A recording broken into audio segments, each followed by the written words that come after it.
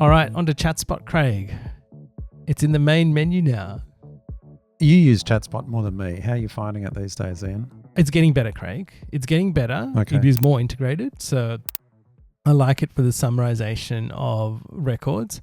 I like that it is very easily found in different areas. That's probably been the biggest thing. It's like easy to find, easy to use. And it seems to be like, let's put it this way. It's like, how do I explain it?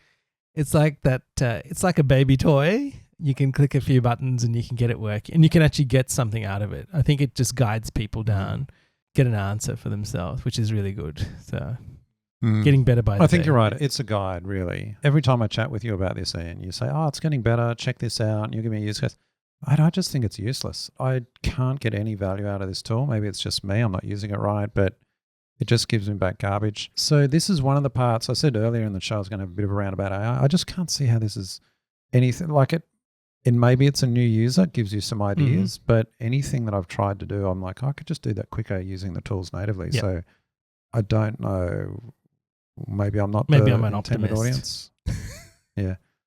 Yeah, maybe I'm just getting a bit disillusioned. At the bottom, they all of them now putting this AI generated results may be inaccurate. Yes. And we were trialing Gemini in our Google Workspaces, and it's just garbage. I'm so surprised at how bad it is. And every tool I've been using, well, as you know, we've been using all these tools for years. We're very early on ChatGPT and, very optimistic. But lately I'm just like, now that they're charging a lot for these tools, I'm just like, what value is this getting?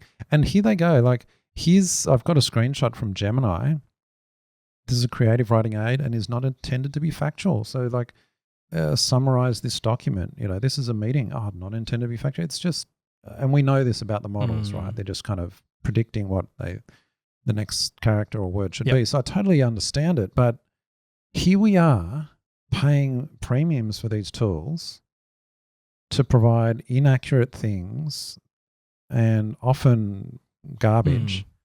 And here's the big thing, Ian, that I just still can't get over. How have we been trained to sit there watching a cursor type out on the screen? How have we got to the point where we think, oh, yeah, that's acceptable, rather than an instant ching? Yeah. So I'm in my trough of disillusionment at the moment. Regular listeners know we've got a whole site, Zen Create, where we do a lot of AI tools, and you can read the blog there for all the actually, we've got something coming up in the show. We're talking about Claude 3.5 Sonnet, but I'm just, as we said earlier, it's the hidden AI stuff that I think is actually the useful stuff behind the scenes that you don't even realize is AI. Correct. But all the stuff that's front and center and promoted as, AI features, they're just not delivering to the promise. That's my take.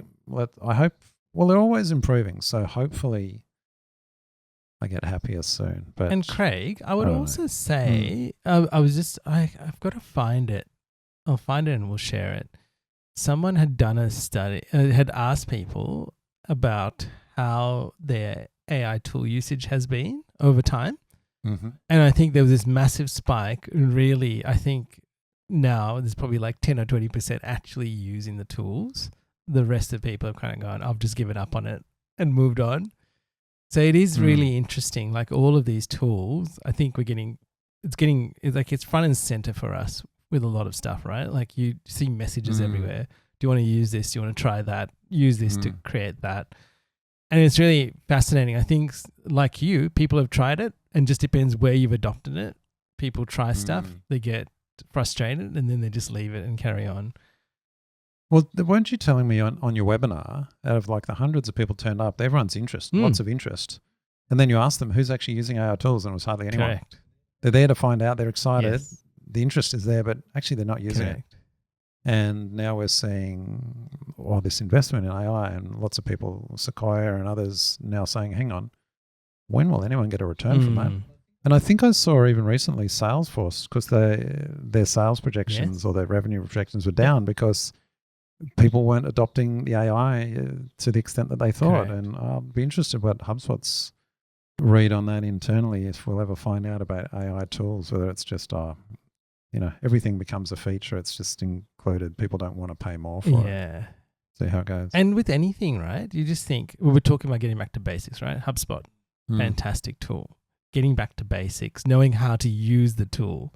I feel AI is a bit like that. It's like people have to learn how to use the tool to get what they need. And I don't think people have actually invested the time or taken the time to learn it. They just kind of go, oh, I'll just give something a go.